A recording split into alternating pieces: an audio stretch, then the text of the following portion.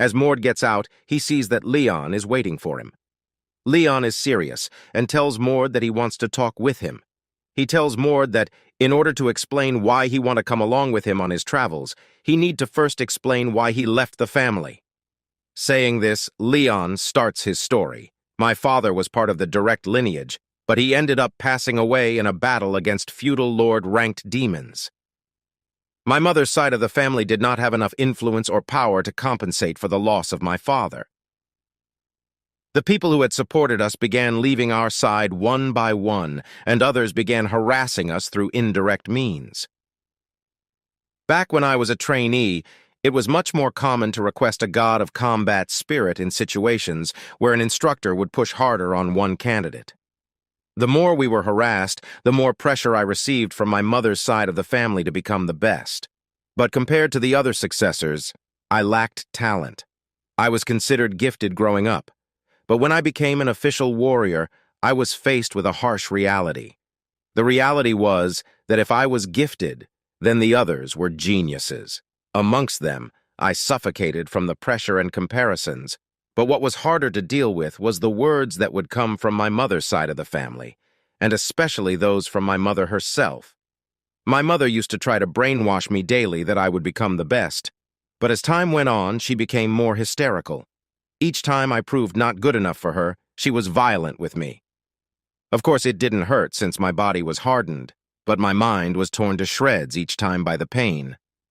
I always wanted to run away, but Erna was there for me. However, Erna then started to show the potential of a genius, and people began to compare us more and more. In the end, I could not look at Erna and smile. I began seeing her as a threat. I hated myself for that.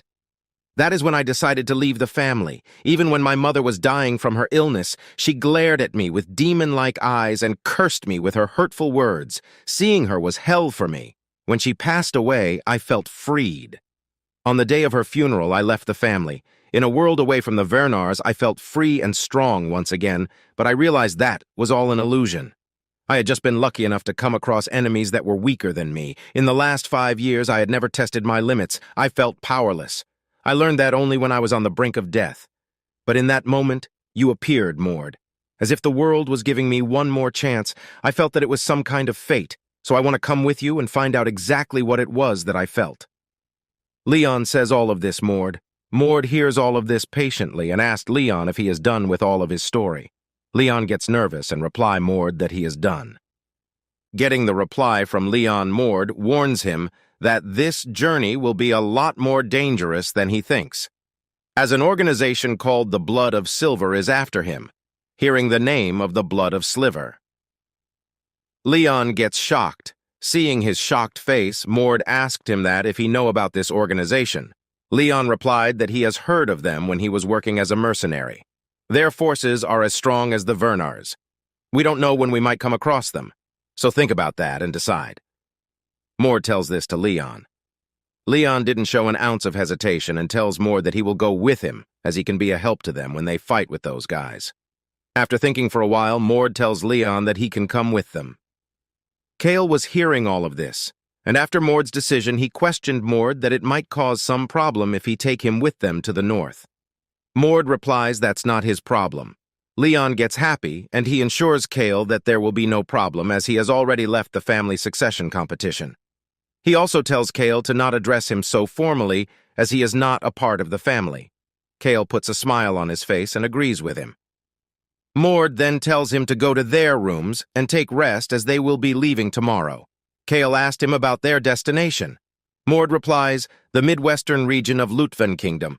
We're going to Palace County.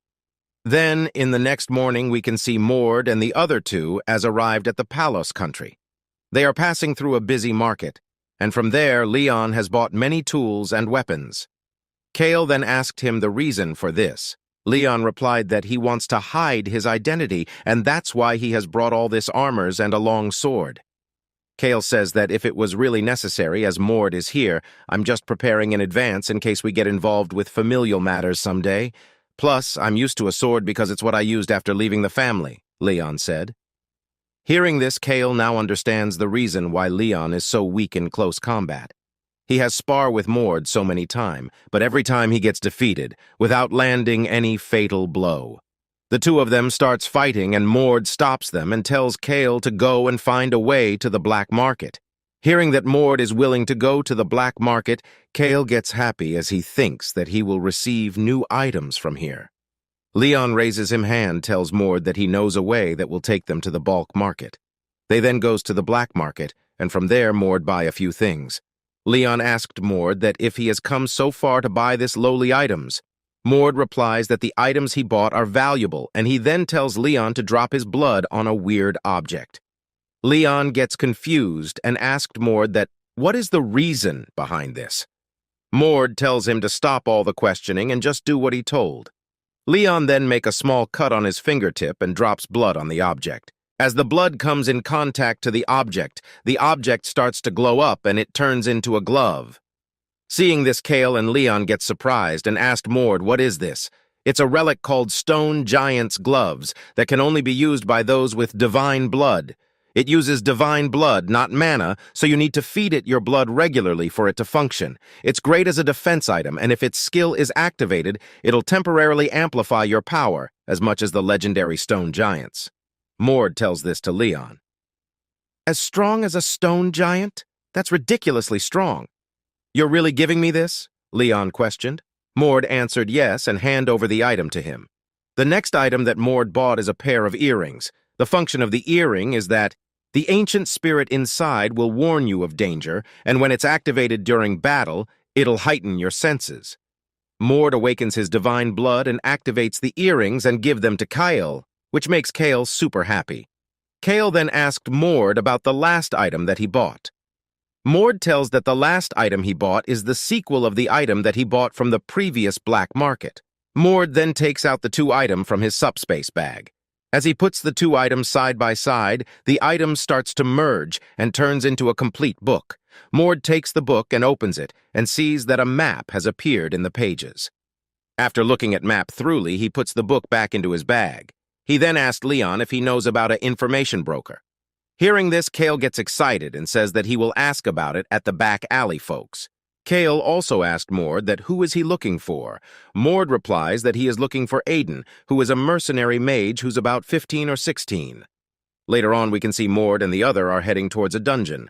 While going, Leon asked Mord about Aiden. Mord replies that Aiden is someone with divine blood who is also enemies with the blood of silver. Which kind of divine blood? Leon asked. A god that is said to appear as an old hermit to aid others who are in need of wisdom. God of forest and wisdom, Magenta. A divine blood perfect for becoming a mage, Mord replied. He then starts to recall the storyline of the novel. According to the Stroy these days, it is very hard to come across someone who has inherited his divine blood, and most of them work in the magic field. But of those, Aiden is the only one who managed to awaken the power of the divine blood. There's a reason Aiden was called a genius mage. Of course, that monstrous talent was only possible because of his sister's sacrifice. Aiden's older sister grew up listening to the voices of the god's power within her. When the blood of silver ambushed Aiden's family, she sacrificed herself in order to save Aiden and awakened her divine power, and she turned that power into a blessing to give to Aiden and died. As a result, Aiden felt his dormant divine blood awaken, and Aiden began working as a mercenary in Palace, slowly making a name for himself despite his young age. As Mord is walking as thinking all of this at that time, Kale asked Mord that what he is going to do when he finds Aiden. Mord replied that he don't have any immediate plan. After walking for a while, the three of them has come near a waterfall. Mord looks at the waterfall and tells that the dungeon is here. Saying this, he jumps. According to the real Stroy in the near future, Aiden will find his first world fragment here, as well as detailed records about the world fragments, and those were his first steps to becoming the mage that dominated the world. Mord then thinks that, how will Aiden's fate change if he take those things before he does? As Mord falls, he moves closer to the waterfall, and at some point he pierced the waterfall and founds a cave. The three of them then gets inside the cave. Kale is amazed to see that there is a dungeon behind the waterfall, Leon is also amazed, but he is a bit curious that how Mord knows about this place, so he directly asked Mord. But Mord didn't answer him and ignores. Kale explains Leon that Mord is like this. He then asked Mord about the type of this dungeon. Mord replied that it's not a difficult one, so there is no need to worry. As they gets deep inside, they comes to a strange place that has big statues and has strange patterns drawn on the floor.